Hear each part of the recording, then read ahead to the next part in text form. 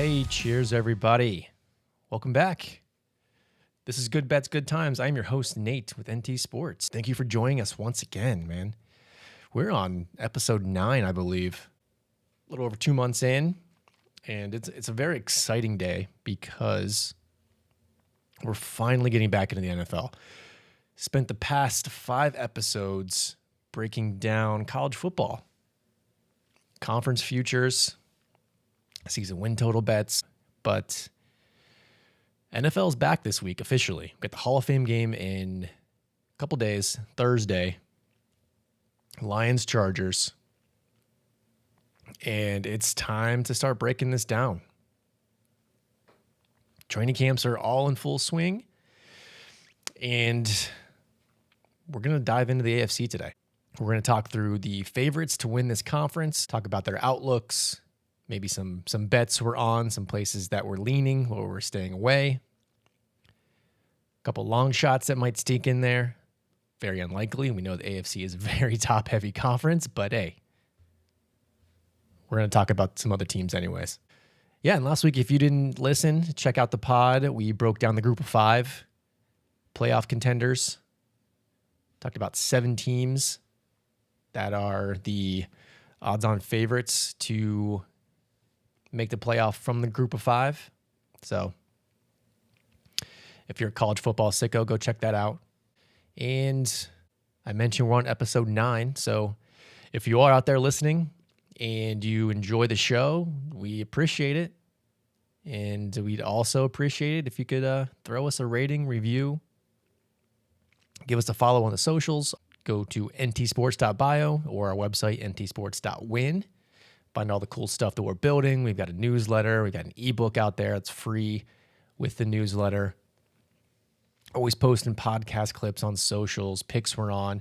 If you do want to follow our picks and the rationale behind our picks, which we're big on, then feel free to follow us on the Action Network as well, where we put in all of our live bets, and you can see all of our futures we have so far. I think we have about 7 or 8 futures locked in between NFL and college football, and we have a whole month to go. So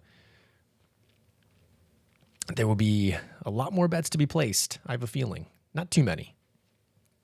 You know, my thoughts on futures are, I'm not a big fan of locking up a ton of money that I would prefer to bet during the season when I have more information on these teams. But if there's value, there's value. All right. So I don't spend a ton of my bankroll on futures bets. I like to bet some season win totals. I do like to bet, a couple championship futures, division, conference, etc. But, we're talking, a full unit on the season win totals, and then some of the longer plus money bets that we're making, usually half or quarter unit. And, some of the long shots, you may think, hey, why would I bet a plus 4,000 long shot to win a championship or a conference? And hey, if you have a good feeling about that team and you see value on that number based on whatever metrics that you are using, that number could go down during the season or it could go up. And it provides you with a hedging opportunity later on in the year. Or you can ride it out, let it ride. It's up to you. It's all in your preference. I'm more of I want to profit on my picks as much as possible. I want to profit throughout the season. So if I have a big number and depending on how the season's playing out, if I can get a better price on some other teams to hedge a little bit and lock in some sort of profit to end the season, I'm probably going to go that route. But we'll talk about more of that as we get throughout the season. Not to get ahead of ourselves here. Let's take a step back. Actually, one more thing about futures. You can also, don't forget, you don't have to bet all your futures before the season starts. All right. There are instances where you may want to see how some teams perform, new players entering these teams, some new coaches, new systems being put in place. Depending on how the schedules lay out, some teams have tough beginning of the season schedules, lighter schedules later in the year, so they may start off a little slow, and you could buy low mid-season or after a few weeks. So there are opportunities to jump on futures, and we'll probably will jump on a couple throughout the season that we'll talk about. But just remember, you be selective. Find the ones that you truly love, truly believe in, see value on, and others, put a little asterisk next to it. Just make a little note. Say, hey, I want to follow this team, see where they go, see what they look like, see what numbers we can get, and then maybe we pounce on mid-season or later or earlier. We'll see. Let's talk about the topic at hand. So, as far as sports news goes, training camp. That's pretty much all we've been focused on the past week. Training camp. There's injuries. There's signings.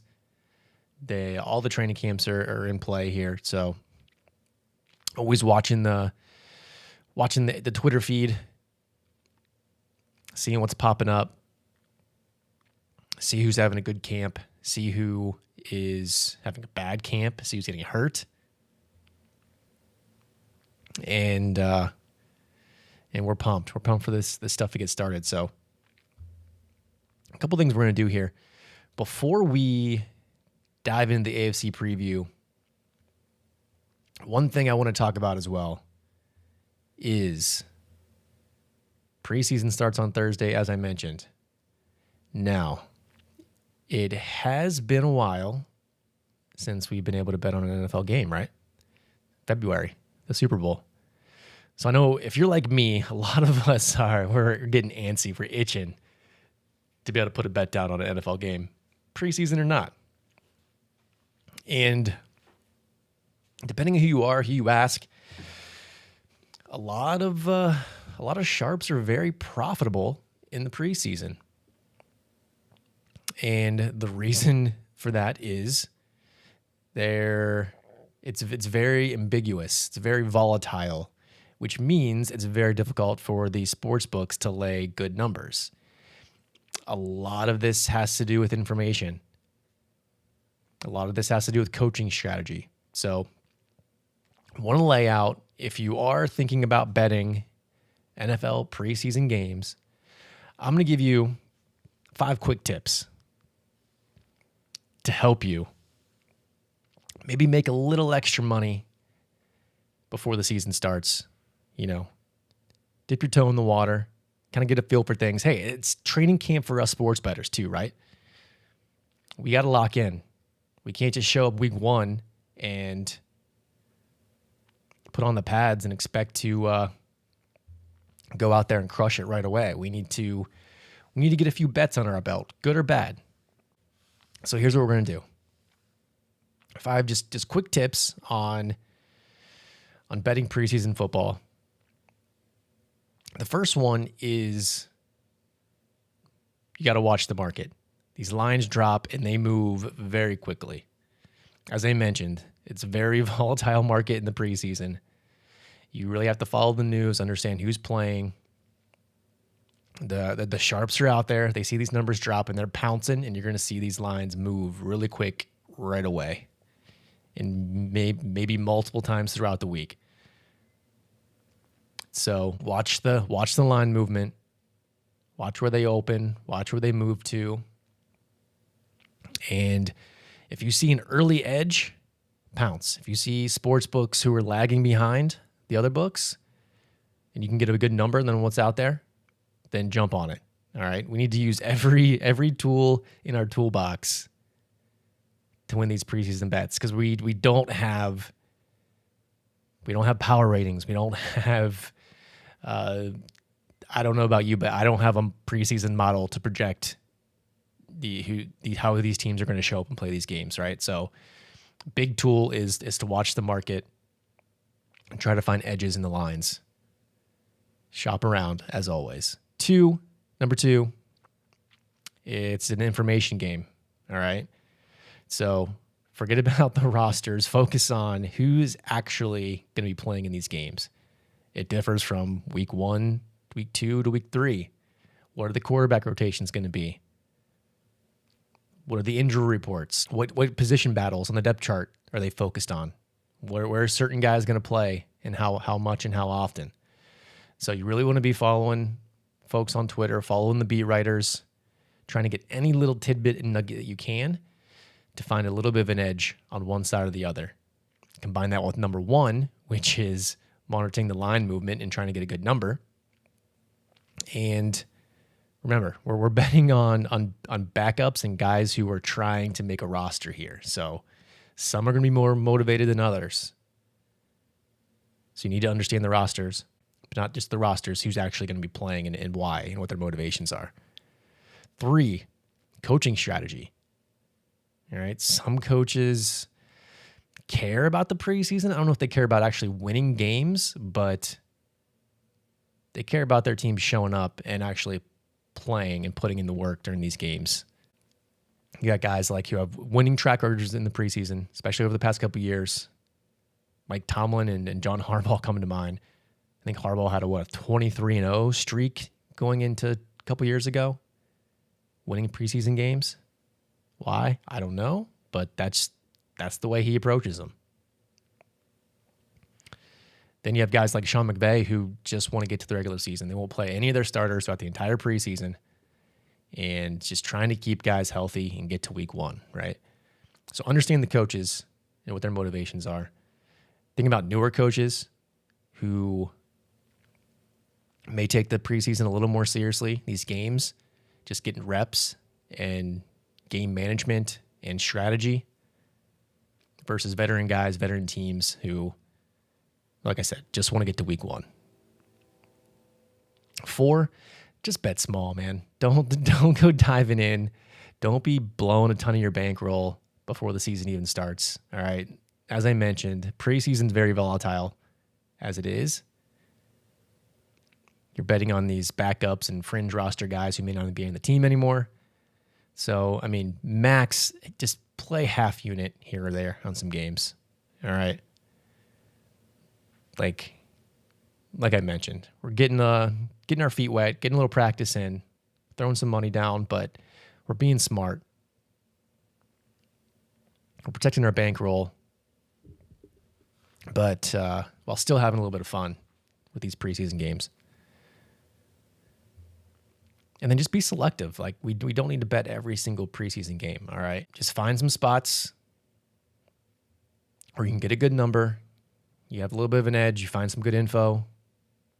And that's it. Just throw a couple bets down. I mean, throughout the entire preseason, if I have 5, maybe 10 bets max, probably, I doubt I'll get to 10 preseason games. Sides or totals. But we'll see. We'll see. We'll see how we're going. I'm not going to push it. Like I said, half unit max, maybe even less. But just be selective, all right? So just to recap, market movement is key. Information. That's what wins in the preseason. Understanding the coaching strategy.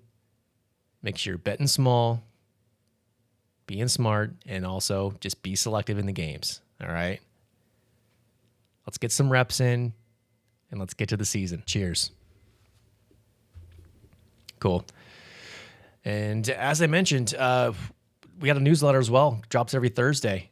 You can go to our ntsports.bio, subscribe. You can go and subscribe on Substack or on our website, ntsports.win. But every Thursday, we are going to throw in some good nuggets of sports betting knowledge into your inbox. If you're an email reader, prefer to have the information come to you and not having to search out for it, then feel free to join us. Join the team.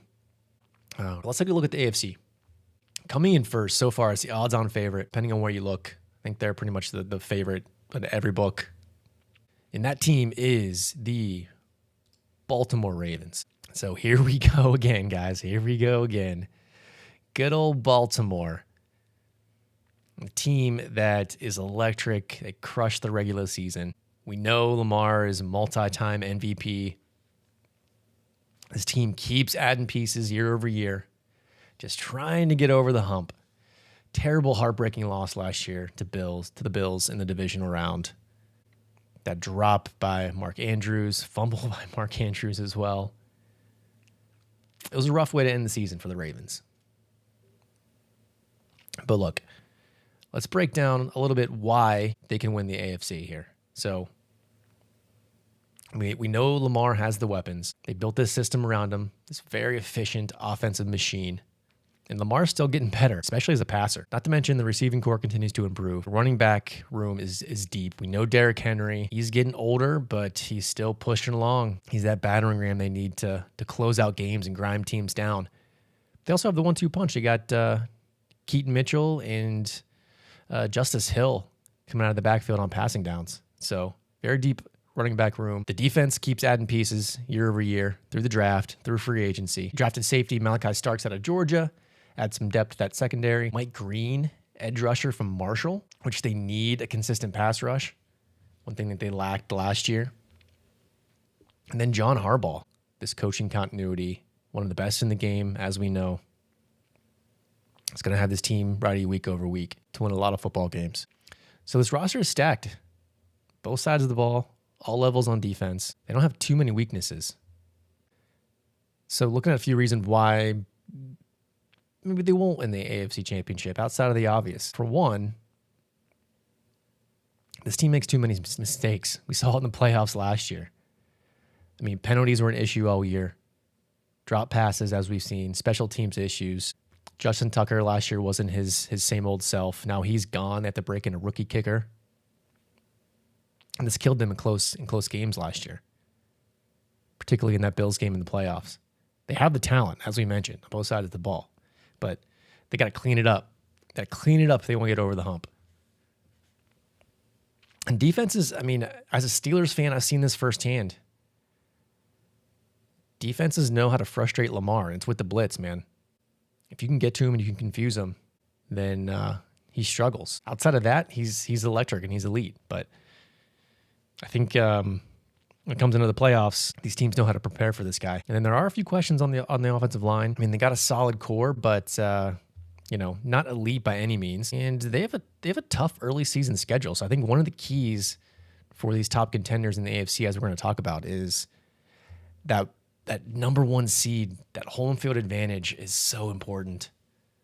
Like the Ravens don't want to have to go into Buffalo. They don't want to have to go into Arrowhead in an AFC Championship game. And their schedule's definitely front-loaded. You have Buffalo, Detroit, Kansas City, Houston, and the Rams all in the first 6 weeks before the bye week. So then it gets a little bit easier down the stretch. So you have a couple, they end the year with 4 of the last 6 games are in the division, including 2 against the Bengals, 2 against the Steelers. Throwing in some Patriots and Jets in there. Packers won't be easy. So number one seed is very important. And I think it's going to be very tough for this Ravens team to get to that, what do we need, 13 wins, 14 wins maybe in the AFC to get that number one seed.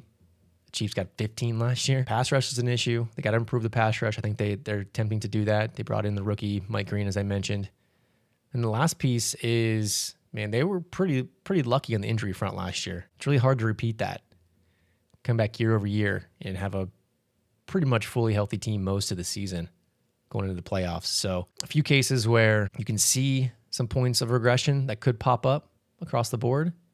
But hey, end of the day, the Ravens have one of the best rosters in this entire league. They have some of the most talent at the on both sides of the ball. And looking at where we lean for a bet here, where I project this, I would prefer a plus 400 or better, which is not out there. I mean, I think the best you can get is plus 340. So I think where they're at now, everywhere from 340 down to 325, I would say that's the ceiling, in my opinion. And given this early season schedule, this is a wait and see here. Because I think they may drop a couple games before the bye week, maybe a 4-2 heading into after 6 games and into their bye week. Buffalo has a much easier schedule. They could start off hot. Their number could skyrocket, and you may get some value on the Ravens. So final verdict is we're going to wait here. We're not pouncing on the Ravens just yet. This may be a midseason play, depending on how they start off. And it could be the opposite. Maybe they come out and they crush, and there's no value by midseason. But they set themselves up as a pretty clear contender for not only the AFC Championship but the Super Bowl. But like I said, I'm taking my chances here. I think we can get a better number midseason. If so, we may pounce. We will see. Next up is the Bills, as we just mentioned.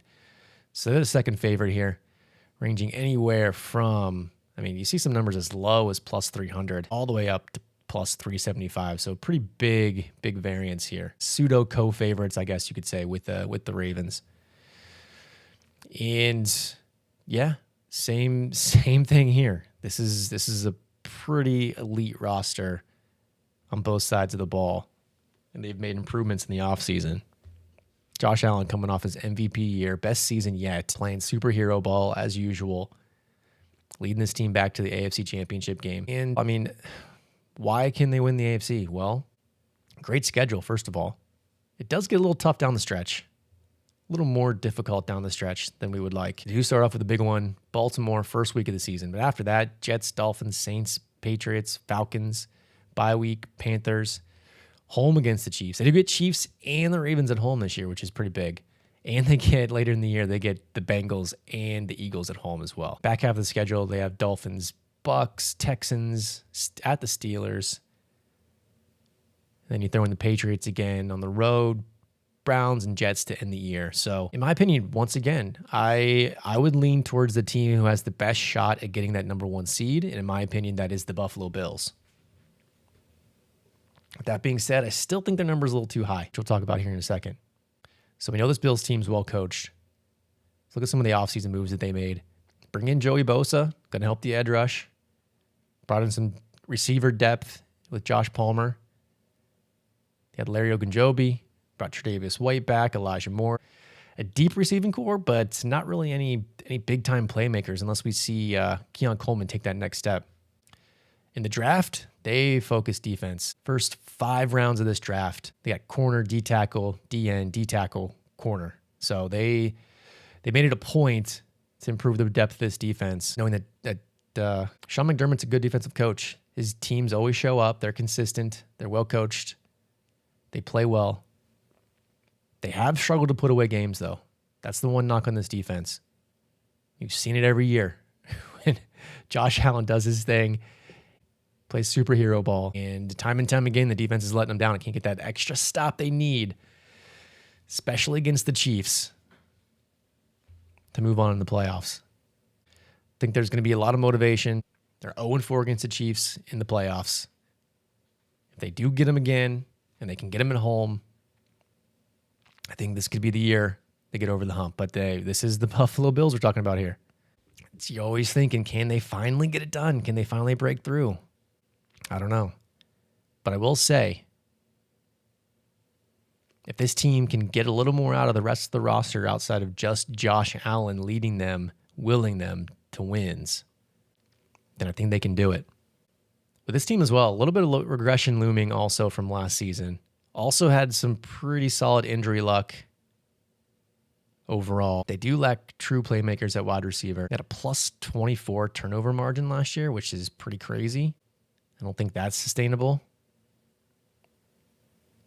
And the back half of the schedule is a little more difficult. It's not bad. So, like I said, if they can finish strong and get that number 1 seed, then the Bills can make a run here, finally break through. And final verdict here with the Bills. This is a stay away. Stay away from me at this point in time at these numbers. Once again, I think both the Ravens and Bills should probably be closer to plus 400. These lines are a little overinflated at this point, and I don't think based on the schedule you're going to get a better number. So if you can find that 375, I mean, you may see it a little bit differently. Maybe you see a little more value there. I don't. I just can't put my money on this team in a future bet where I'm not 100% certain that besides Josh Allen, the rest of this team is going to be able to break through. So it's a stay away for the Bills at this point. I am rooting for the Bills. If I had to pick one team from the AFC outside of my Steelers that I would love to see win this conference, it's definitely the Bills. I'll be on the bandwagon, but my money will not be staying away. Number 3, of course, the Kansas City Chiefs, man. Pretty straightforward as to why, too. I don't think I need to explain too much as to why the Kansas City Chiefs are the number 3 favorite. Sitting at plus 425, it looks like. Yeah, I mean, their numbers vary, too. You can get their second favorite at some books at like plus 350. There's some plus 300s out there, which is insane to me. But it is the Chiefs. And why can they win the AFC? Well, Patrick Mahomes for one, Andy Reid for two. They've done it time and time again. They've won 5 out of the last 6 AFC title games. This is a run we've never seen before. Even the Patriots teams didn't win 5 of 6. It takes a lot of, I don't want to say luck, but it takes a little bit of luck. I mean, injury luck. They won 11 one-score games last year, which obviously you can't call the Chiefs lucky. This is just good quarterback and good coaching, knowing what needs to be done late in games to pull out victories and put yourselves in spots to win those games, always. Could there be some regression there? Yeah, probably. I doubt they're going to win 11 one-score games again next year. But when you have Pat Mahomes, Andy Reid, you got Coach Spags on the defensive side of the ball, always has the defense ready to go, always overperform what you expect him to do. And they've been there. They'll be in the playoffs once again. They'll be back. Nobody wants to face this team in January. I'll tell you that. But why won't they win the AFC Championship? Well, there's always that looming Super Bowl hangover. Teams that lose a Super Bowl, it's really tough to get back. They won 2 in a row, made it back for that third. Lost this one. Like I said, this is the Chiefs. I'm not going to say it can't happen, but this is a very tough road to bounce back from. Travis Kelce's not getting any younger. O-line wasn't great last year. They're going to need to be better. The running back room, I mean, they've added some pieces. Elijah Mitchell, Joe Pacheco, Kareem Hunt. They've never really needed elite running backs in the past, but it does help. Lack of explosive plays, like defenses know how to line up against this team. Taking away the explosives. They do have a healthy receiving core this year. I don't know how many games Rashee Rice is going to miss, but Xavier Worthy in year 2, healthy Hollywood Brown. And when all 3 of those guys are together, it's going to be pretty tough to stop. And the defense as well, I mean, they're coached up. They're going to be solid. But at some point, you got to think that even the Ravens or the Bills in these high-powered offenses are going to figure it out. And you can't even put these losses, I don't think, on Lamar or Josh Allen at this point. Like, they've proven they can score with the Chiefs. The question is, can they close out the games and stop the Chiefs when it matters? And as I mentioned, just overall regression. Like, I don't see this team winning 15 games this year. I mean, personally, I'm inclined to take the under on their win total, which is 11.5. I got them at 10.5 wins, coming off a season where, as I mentioned, they won 11 one-score games. They have to regress a little bit there. And overall, teams in the top tier of the AFC are getting better. The AFC West, the division itself, is improved from last year. I think all 3 teams in that division are going to be better. The coaches in this division now, Andy Reid, Jim Harbaugh, Sean Payton, and Pete Carroll. I mean, is that 4 Hall of Fame coaches in one division this year? Granted, some of them are getting a little bit older. Pete Carroll's in his 70s. I don't even know how old he is now. But this is going to be a tough division. It's going to be tough for them to win the AFC West again, let alone get that number 1 seed and make it through another playoff. I mean, that's tough, man. I mean, 3 straight Super Bowls, that's a grind. You got to think at some point this team has to take a step back. As long as they have Pat Mahomes, Andy Reid, they're going to be good in contention every single year. But at some point, it's got to give. One of these other teams has to break through. But here again, the final verdict on the bet piece, they're sitting at plus 425 is the best out there that you can get. And we have pretty close to that. I mean, I would say 430, so 425 is not too bad, but this is another wait. Maybe stay away, but at least wait and hold off here. Because once again, looking at the schedule, it is very front-loaded. You have the Chargers in week 1 on the road in LA. Follow it up with the Eagles. Then the Giants on the road. Then you have Baltimore at home. Jags, who will be better this year. Lions at home. Divisional opponent against the Raiders at home. Commanders and Bills. So, what? They come out of that, going into their bye week in week 10. 6-3, 5-4 at worst. Still in contention. And once again, We'll have the midseason push for, are the Chiefs dead? Is the dynasty over? Everybody be out in the Chiefs. There's going to be a big, juicy number for them to win the AFC. So if you do want to pounce on this number, I would wait, get it midseason later in the year after they lose a couple of games early on. Back half of the schedule is not terrible. They got to play Denver twice, Colts, Cowboys, Texans at home, Titans, and Raiders. So the back half sets up nice for them to make a run once again, turn it up a notch, get into the playoffs, and create some noise. So once again, stay away from right now. I'd put it in the wait column, and let's reevaluate this team midseason and see where we are. Most likely going to be able to get a much better number when everyone's counting them out. Next up, Los Angeles Chargers. This is a team I like a lot. This is a team that we'll probably put a small bet on to win the AFC at plus 1,400, looks like the best number that we're seeing today. So this is the tier break here. So we have the big three: Bills, Ravens, Chiefs. Then it drops off to this tier 2, we'll call it, starting off with the Los Angeles Chargers. So why do we like the Chargers?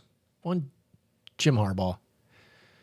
You know the old saying, Chargers are going to charger. In the past, they've found some ugly ways to blow seasons and lose some games. They've had a run of pretty mediocre coaching. They had Phillip Rivers for all those years and couldn't get over the hump. But safe to say, Jim Harbaugh in year 2 is changing this culture for the better, creating an identity built around the trenches, the run game, the toughness.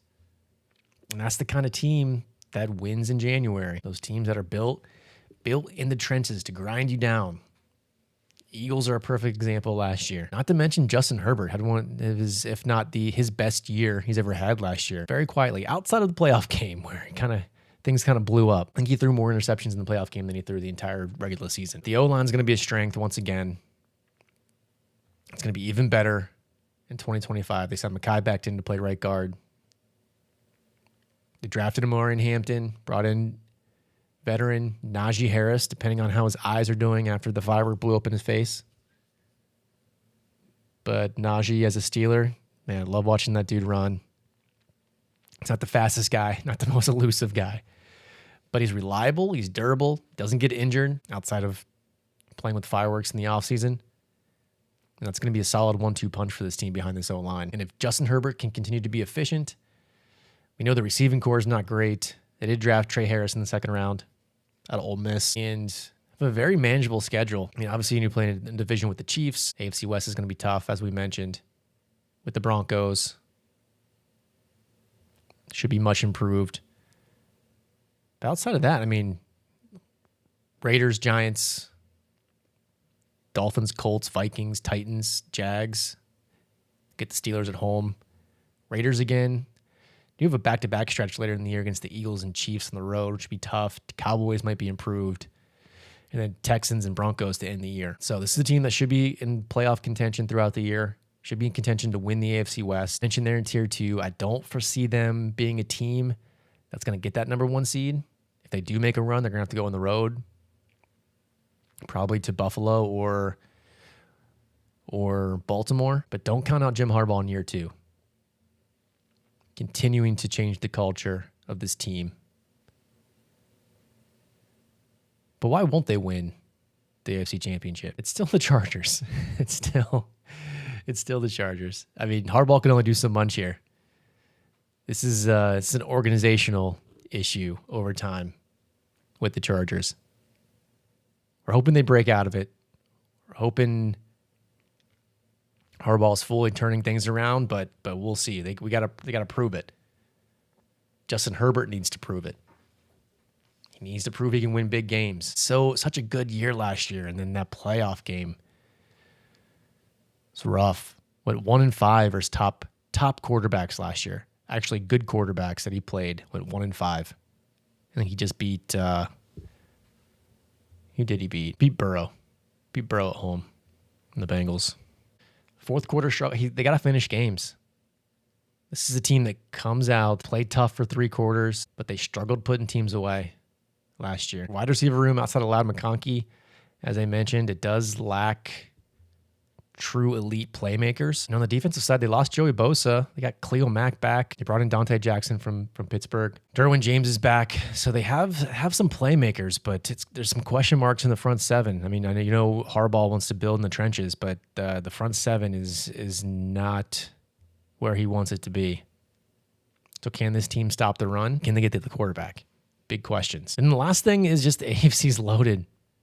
I mentioned there's a huge tier break from the top three down to this next tier of teams. But with that being said, at plus 1,400, I think I have them actually at plus 1,200. So there is value if you can find that number out there. It's not at every book. Most of the numbers are plus 1,100, plus 1,200 is consensus, but I do see a plus 1,400 lingering out there. And if I can grab that, I'm probably going to swoop it up. Because Lock and Hat, we talked about the reasons the other big three may not be able to win the AFC Championship game. There's some regression looming in different areas. And if there's one team that I believe can take advantage with Jim Harbaugh having this team locked in, having an identity, being able to pound the football, if they can get enough on the defensive side of the ball, and if Justin Herbert can take that next step, I think they got a shot here. And then I'm also looking at them to win the AFC West. I don't find a number that I like. I'd prefer it be closer to plus 350 and above. And I believe right now this number is down to, I think the best is 310. So I think we kind of missed the boat there on the Chargers to win this conference. But it's definitely one that we'll evaluate throughout the season to see what we can get. But the Chargers, they're our pseudo long shot outside of the top three teams to win the AFC. Then you have the Bengals. Bengals are technically the fourth favorite. We could have flip-flopped them in the Chargers, depending on where you look. They're anywhere from plus 850, man, up to plus 1,100. So, and we know why that is. It's a Joe Burrow. It's the elite playmakers at the wide receiver position. It's T. Higgins. It's Jamar Chase. This team can go out there and beat anybody on any given Sunday with this offense. They did make some attempts to improve the offensive line. They added some folks. I'm not sure it really moves the needle. Same thing on defense. I mean, they went defense heavy in the draft. Finally got Shamar Stewart signed. We'll see if he can bring that pass rush and see if they can sign Trey Hendrickson and bring him back. They're going to need him as well. They can solidify the pass rush at least. And they did bring in a new DC, Al Golden, who obviously very successful at college over at Notre Dame. And to be honest, this defense doesn't need to be great. It doesn't need to be an elite defense. They can score with anybody. So if they can just get something, just be reliable, just keep them in games. Don't put everything on the back of Joe Burrow. And if they get into the playoffs, just like in 2021, this team can go out there and beat anybody. With that being said, we know there are some issues with the Bengals as well. We've already talked about we're on their under win total. We got it at 10.5. It's on a 9.5 now. I probably wouldn't bet it there. I think there's very likely this team could win 10 games and get into the playoffs as a wild card. So 10.5 we liked. It's probably a stay away now unless you can still find a 10.5 or if maybe one pops up closer to the season. But even with the additions on the offensive line, still question marks. Still probably one of the worst offensive lines in the league. At least bottom 5. At best. This team's way too reliant on Joe Burrow. And running back position, I mean, Chase Brown showed flashes. He can make big plays. But they don't really have much depth at running back. Are they going to have a decent running game, especially behind this O-line? That's going to hinder them. Just the dysfunction in the offseason, a lot of issues around contracts. We know the Shamar Stewart story. We know Trey Hendrickson's still holding out. Chase and T. Higgins are locked up and paid. And the AFC North is stacked. Al Gold needs to come in and figure out how to leverage this defense to get some stops. Help Joe out a little bit. And we know this team starts off slow. And this season, the way their schedule is loaded on the back end, they can't afford to start off slow. Their first 3 games, Browns, Jags, Vikings. They go on the road to Denver. They play Detroit at home. Packers, Steelers, Jets, Bears before the bye week. So I mean, at worst, they got to start out 2-1 the first 3 weeks. They can't afford another 0-2, 0-3 to start the year again, and then they're toast. Just like last year, they might push towards the end of the year to get 9 wins, but end of the year, coming out of the bye week, they got the Steelers on the road, Patriots at home, much improved Patriots team, always a live dog with a variable. And you got Ravens, Bills, back-to-back road games. Ravens again at home, Dolphins, Cardinals, Browns at home. So the last 3 definitely winnable, but that 5-game stretch off the bye is probably going to make or break this season for the Bengals. They can't afford any early season hiccups again this year. So for me, overall, stay away. This is a stay away. If they sneak into the playoffs, this may be a team we bounce on, regardless of our win total bet. My prediction's 10 wins, wild card, and then who knows what could happen. But I'm not betting the best you can get is plus 1,100. Not terrible, but I think this should be above, about plus 1,200 or above. So we're staying away from now. And once again, stay away, wait and see. Let's see how this goes for Cincinnati. They start off well. They go in the bye week, head into week 10, and after 9 games, and they're sitting at 6-3. Then we got a shot here. This could be one we bounce on either really late in the year or to start the playoffs. Sprinkle it on the Bengals to make a run through the AFC. And that does it, folks. That's our top 5. So a few teams on the outside looking in. A few teams we could have mentioned here that we'll touch on quickly. You have the Texans on this tier, Broncos, and Steelers. And then it drops off pretty heavily from there down to the Patriots at plus 3,000, Jags, Dolphins, Colts, Raiders, Jets, Titans, and Browns rounding out the AFC. So I think there's this last tier here of teams outside the top 5, Broncos, Texans, and Steelers. Steelers are almost in a tier of their own. They're in this weird middle ground where they're not the bottom of the AFC. They're not at the top of the AFC. There's a lot of uncertainty. I think people they want to fade the Steelers, but there still is the Mike Tomlin effect. We know it's a team you can never count out. And Aaron Rodgers, to say he's past his prime, I think is an understatement, but he didn't play terribly. If you look at some advanced metrics, yeah, he toward the bottom of the league in most, but coming off an Achilles, 40 years old, he's got a full year under his belt. I wouldn't say they have a shot unless Aaron Rodgers comes out and makes some sort of crazy 2020 Tom Brady run after 40. As a Steelers fan, I don't see it. I think at best they win a playoff game, a wild card round game finally. And I will say though, some reasons why they could potentially make a run here is, like I said, Aaron Rodgers is back healthy. He's not going to be his MVP self, but that may not be what they need. He brings at least some stability and the experience to this quarterback room, what they haven't had since Big Ben retired. Starting, 5 quarterbacks the past couple years, winning 10 games back-to-back seasons with 5 different quarterbacks. Doesn't make any sense. But these Mike Tomlin teams do it year after year. They overperform expectations. Still hasn't had a losing season. Offensive line is solid. It's young. It will improve again this year. And the defense, they keep adding pieces on the defense. They keep spending all of their money on the defense side of the ball. First round pick Derek Harmon is a huge get in the inside. They added Darius Slay, Jalen Ramsey in the secondary. The pass rush. The front 7 is the best in the league. But the issues are, outside of DK Metcalf, Jono, I think, was a nice get. They got depth at tight end.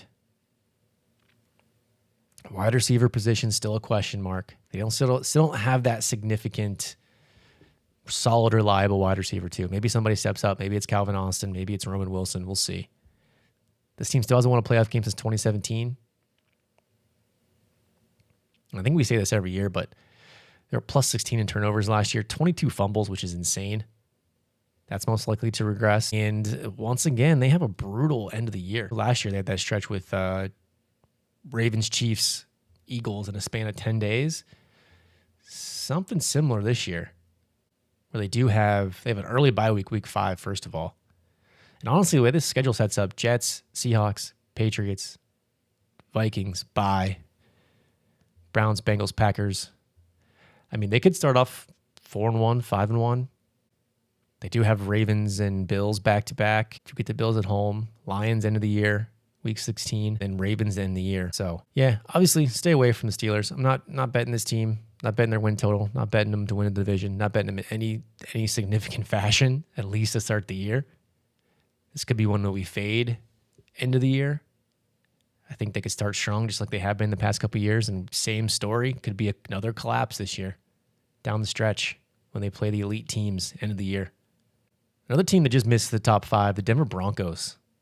And every time I go on social media, I hear more and more about how elite this defense is, how it should be the number 1 defense in the league, at least top 3. This was already an elite defense last year, and they seem to get better. Drafted a cornerback, Jody Barron, in the first round. Added some pieces to the offense, and R.J. Harvey at running back, Pat Bryant at receiver. Brought in Dre Greenlaw, Evan Ingram to play tight end, and Talanoa Hufanga to play safety to beef up the secondary. Not only the defense, but the offensive line is top 3 in the league as well. Running game should improve with R.J. Harvey and J.K. Dobbins. Bo Nix under the wing of Sean Payton should continue to progress into year 2. This team, I think they overachieved a little bit last year, winning 10 games and making the playoffs. Didn't really beat anybody. The only AFC playoff team they beat last year was the Chiefs, and that was in Week 18 when I think Carson Wentz started that game instead of Patrick Mahomes in a meaningless game, and they got beat down by Buffalo in the wild card round. And the sophomore QB slump is real. We saw it with Stroud last year. It's hard for me to bet on Bo Nix to come back and play the way he did last year, even with this defense, and make a run. Can they be a playoff team again? For sure. Will they? I don't know. But another stay away from me for the Broncos. This AFC is too deep. Even their own division's too deep. I mentioned I like the Chargers, and you have the Chiefs. The Raiders will be a little bit better as well. So stay away from the Broncos. And last but not least, the Texans. This is an interesting team. It's hard to say they had a down year last year because they sit and they won the division again, won a playoff game again, lost to the Chiefs in the divisional round. Win total's at 9.5. I do have them at 8.7, so I do lean under on their win total. But it's all going to be dependent on C.J. Stroud. Can he get back to where he was trending after his first year? Took a slight step back last year. The whole offense did. I think that's why Bobby Slowick got fired. Brought in a new OC to get this offense back on track. They have a pretty loaded wide receiver room. They have a couple of veteran running backs and Nick Chubb and Joe Mixon. Older but veteran running backs. O-line, they did attempt to make some improvements on the O-line. Still towards the bottom third of the league. Not sure how that's going to help Stroud. The schedule's much more difficult than it was last year. That's going to be an issue. The defense we know is going to be elite once again. This D'Amico Ryans defense is going to be making plays. They got a good pass rush. They have talent all over the field, both levels, in the secondary, in the front seven.